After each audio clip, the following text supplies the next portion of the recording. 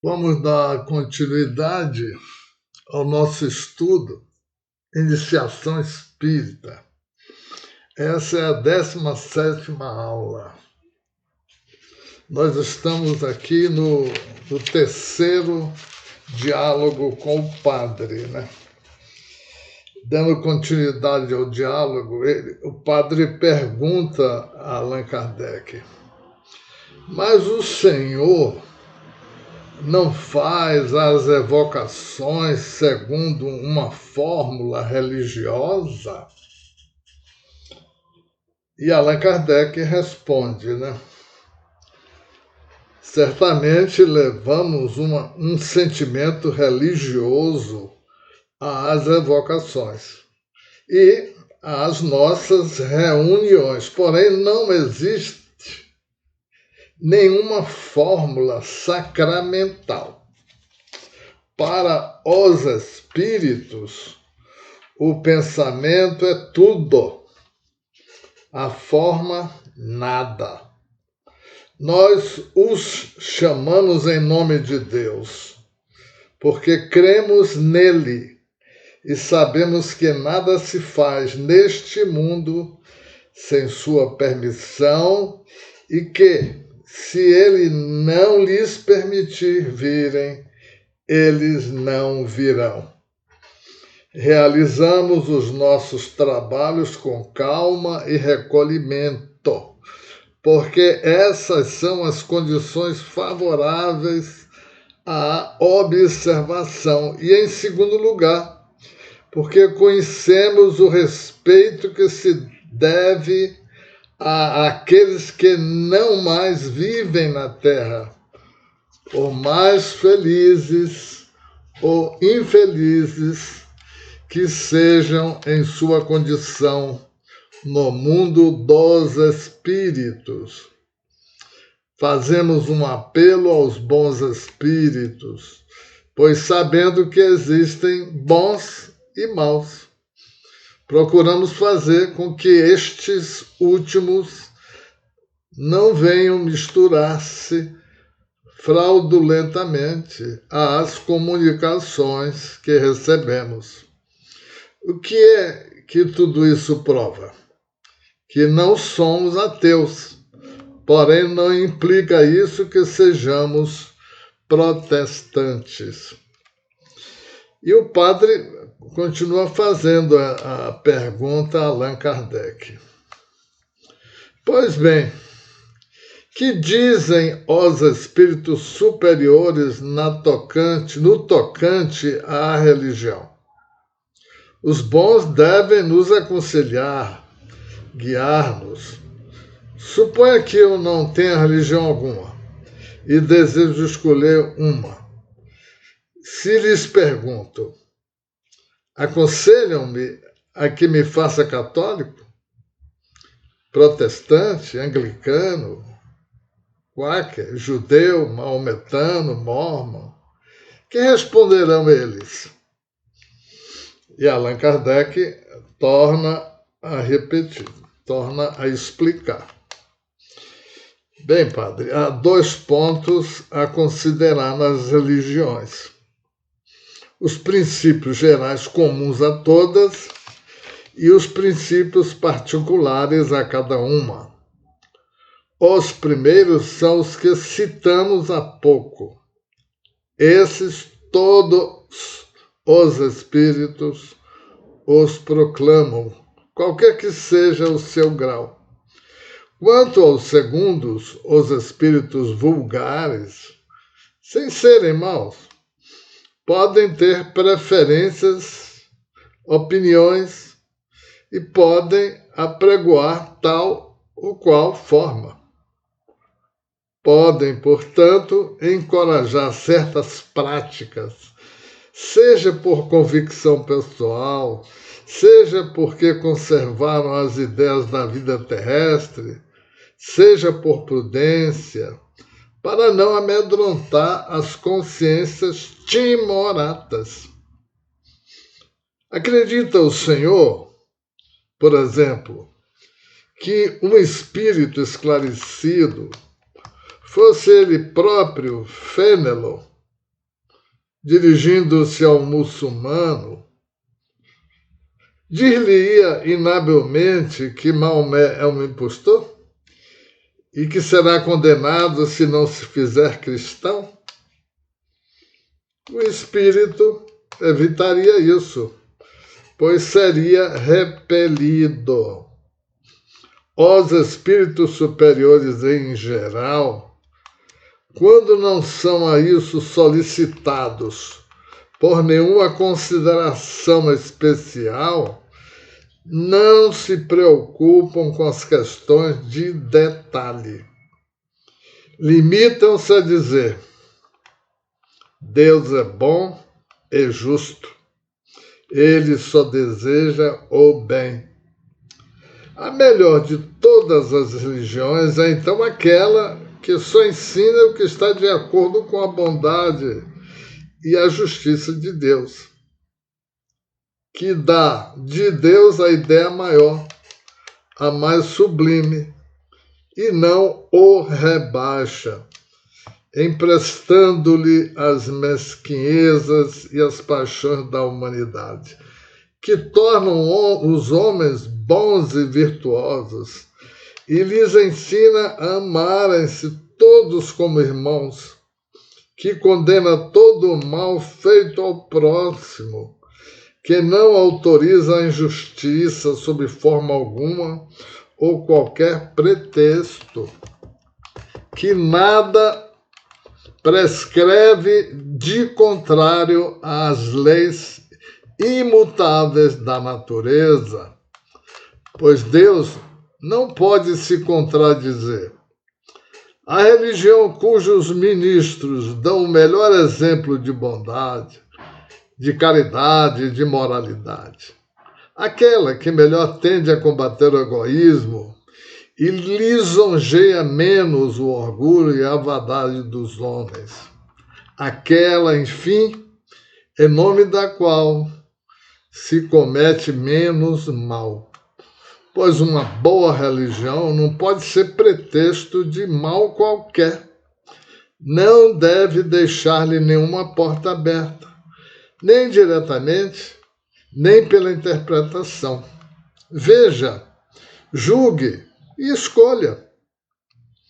E o padre continua fazendo perguntas a Allan Kardec.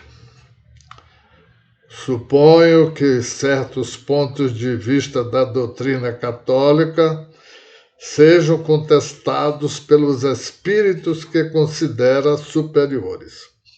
Suponho mesmo que estes pontos sejam errados. Há aquele para quem eles são, com ou sem razão, artigos de fé e que, portanto, os praticam. Pode essa crença ser, segundo os mesmos espíritos, prejudicial à sua salvação? Aí o Allan Kardec responde: certamente que não. Repito, certamente que não. Se ela não o afasta de fazer o bem, se ao contrário o leva a fazê-lo, ao passo que a crença mais bem fundada lhe será evidentemente prejudicial se é para ele uma ocasião de fazer o mal, de faltar com a caridade em relação ao seu próximo, se o torna duro e egoísta, pois então que age segundo a lei de Deus, que olha o pensamento antes dos atos. Quem ousaria sustentar o contrário? Pensa, por exemplo, que há um homem que acredita em Deus e que, em nome de Deus, comete atos inumanos ou contrários à caridade? Sua fé lhe seja proveitosa? Não. Não será ele tão mais culpado quanto mais meios tiver de ser esclarecido? E o padre continua. Dessa maneira, o católico fervoroso que cumpre escrupulosamente os deveres do seu culto, não é censurado pelos espíritos? Allan Kardec responde: não. Se é para ele uma questão de consciência, e se o faz com sinceridade. Sim, 1000 vezes, sim, se só possui uma piedade aparente. Allan Kardec continua: os espíritos superiores, aqueles que têm por missão o progresso da humanidade, erguem-se contra todos os abusos que podem retardar esse progresso, qualquer que seja a sua natureza, e quaisquer que sejam os indivíduos ou as classes da sociedade que disso se aproveitem. Ora, não negará que a religião nem sempre foi isenta desses abusos.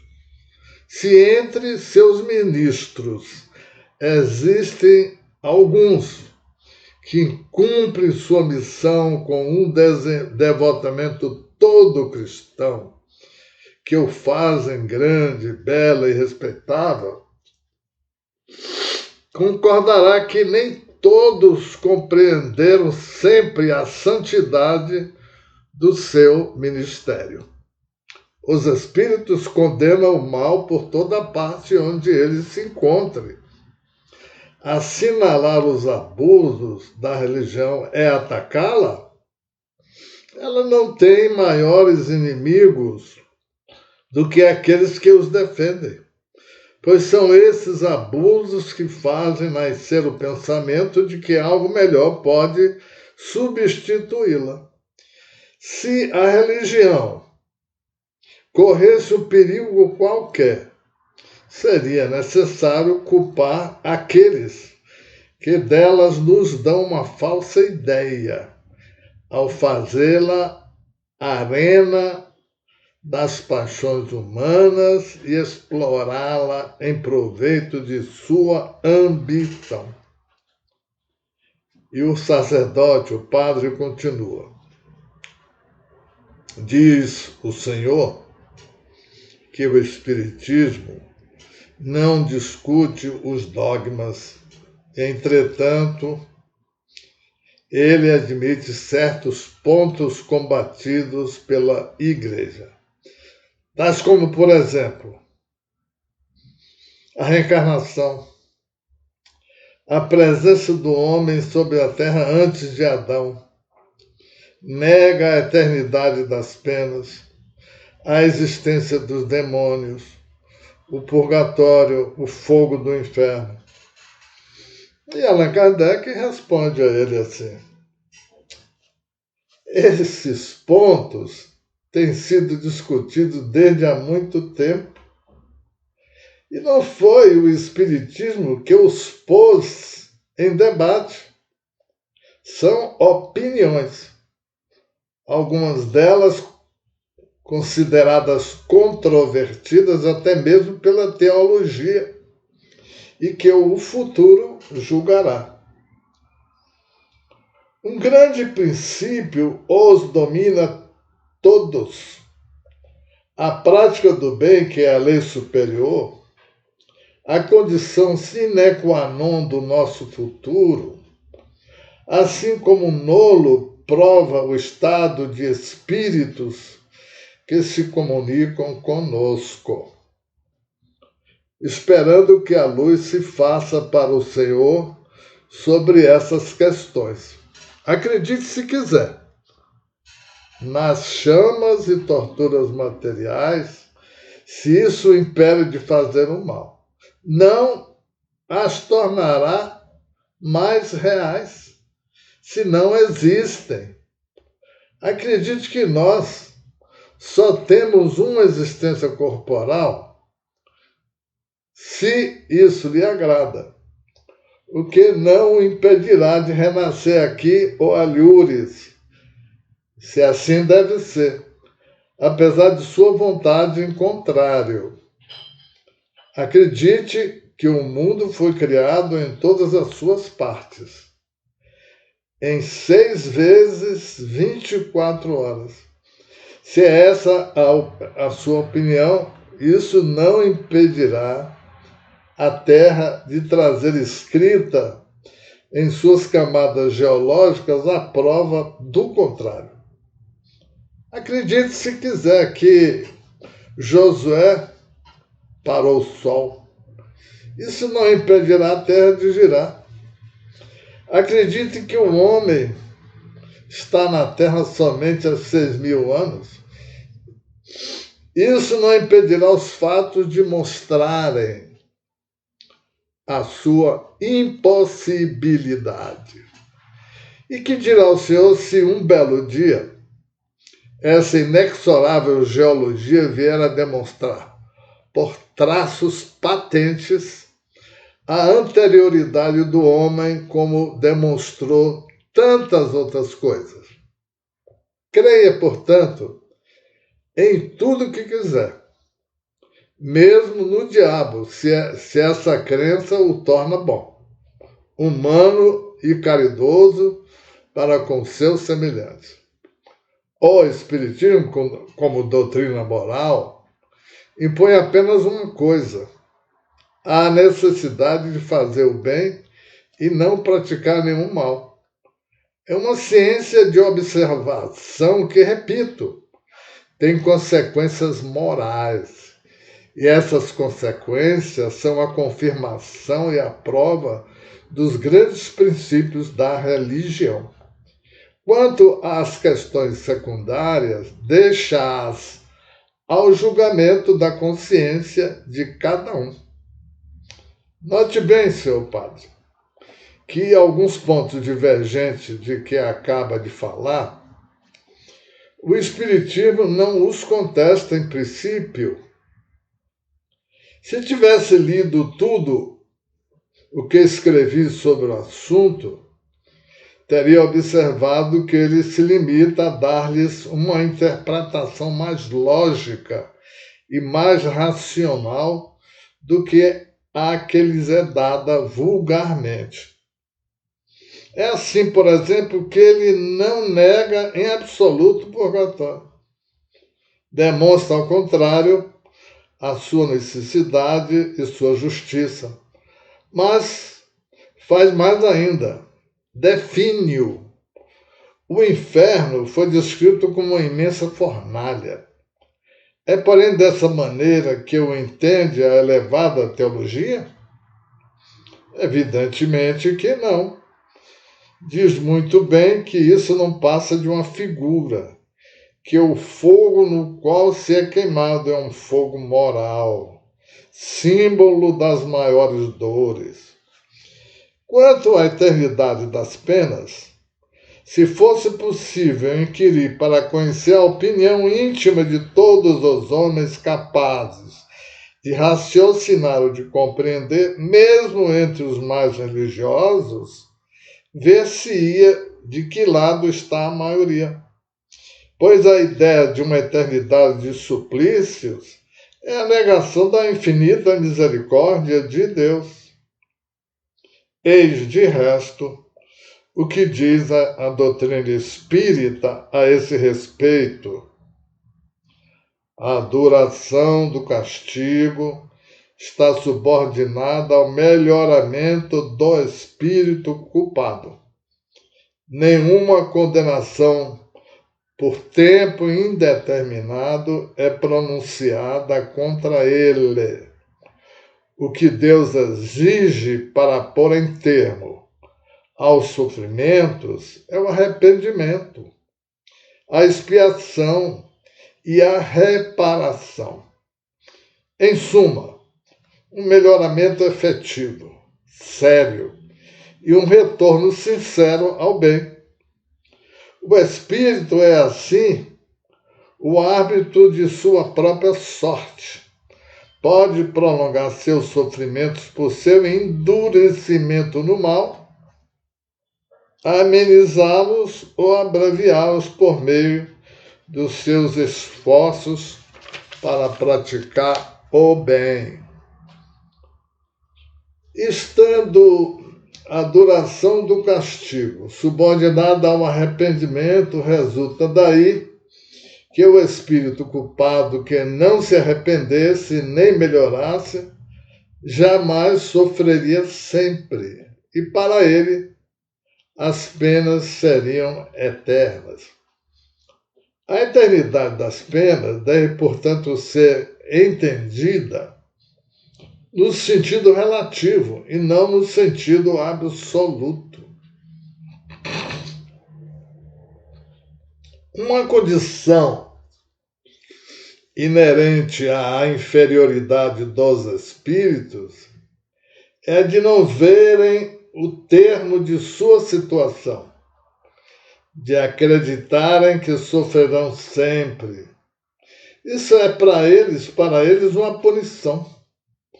Porém, desde que sua alma se abra para o arrependimento, Deus lhes faz entrever um raio de esperança.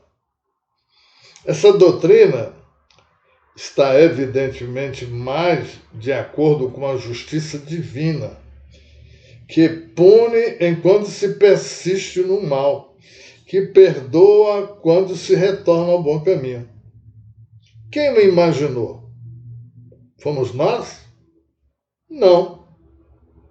Foram os espíritos que a ensinaram e provaram mediante exemplos que colocam diariamente sob nossos olhos.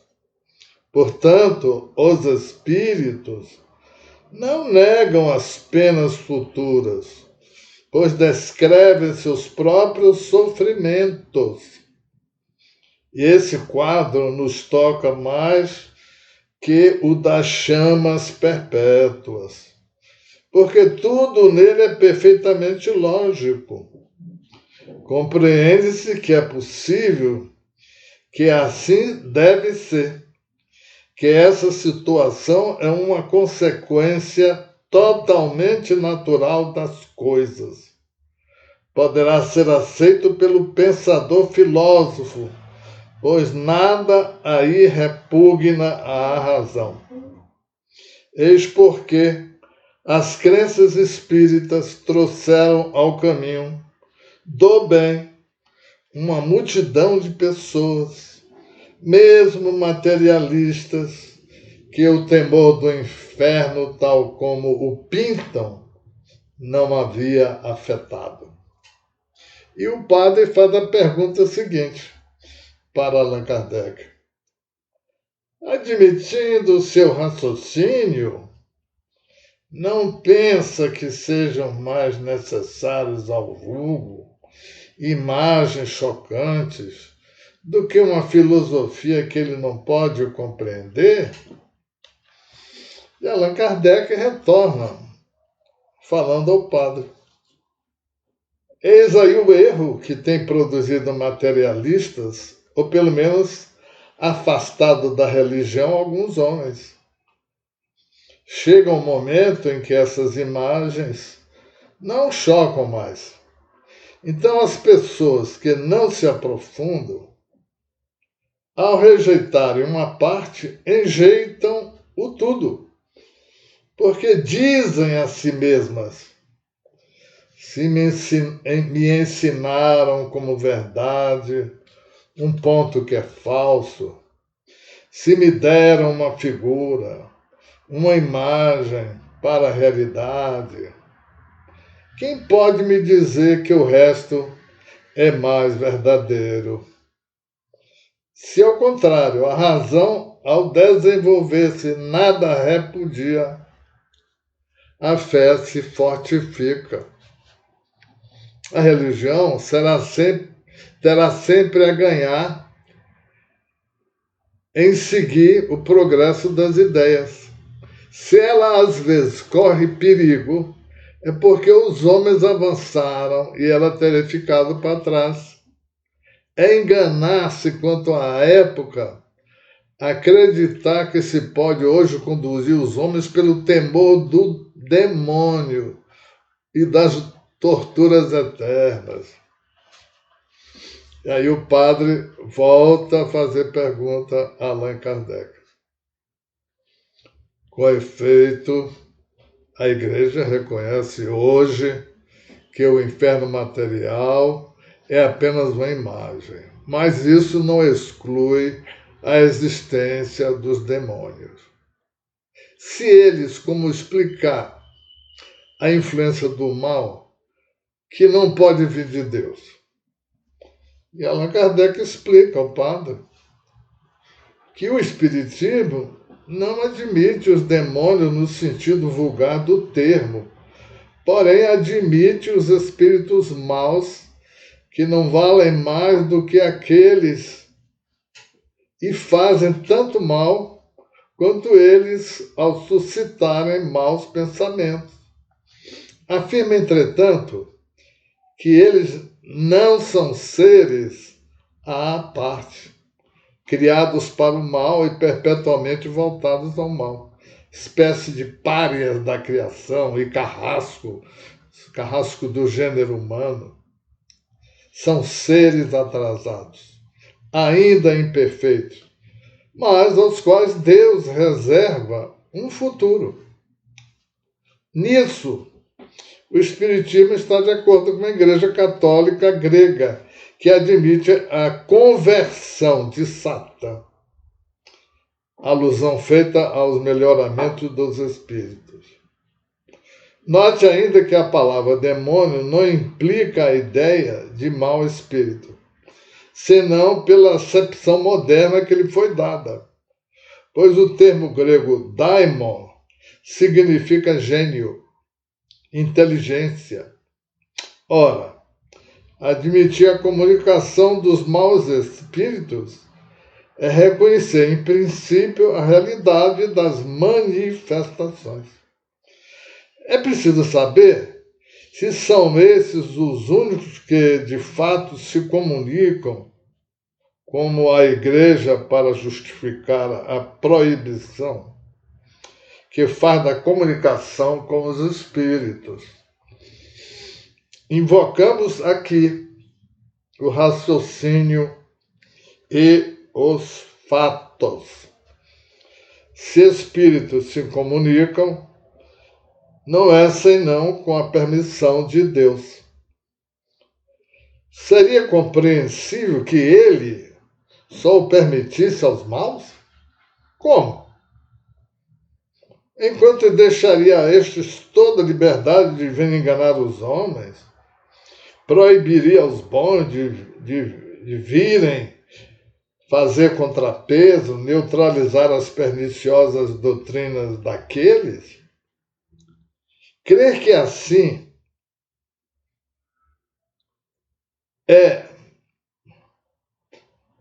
não seria revogar pela dúvida sua força e sua bondade, e fazer de Satã um rival da divindade. A Bíblia, o Evangelho, os padres da Igreja reconhecem perfeitamente a possibilidade de comunicação com o mundo invisível, e desse mundo os bons não estão excluídos. Por que motivo estariam excluídos hoje? Por quê? Aliás, a Igreja, ao admitir a autenticidade de certas aparições e comunicações de santos, rejeitam com isso a ideia de que só possamos comunicarmos com os maus espíritos. Certamente, quando as comunicações contêm apenas coisas boas, quando não pregam senão a mais pura e a mais sublime moral evangélica, a abnegação, o desinteresse e o amor ao próximo, quando condenam o mal, sob qualquer aspecto que este se apresente, seria racional crer que o espírito maligno vem assim condenar-se a si próprio? E o padre continua a sua pergunta. E vamos dar continuidade na próxima aula. Muita paz para todos.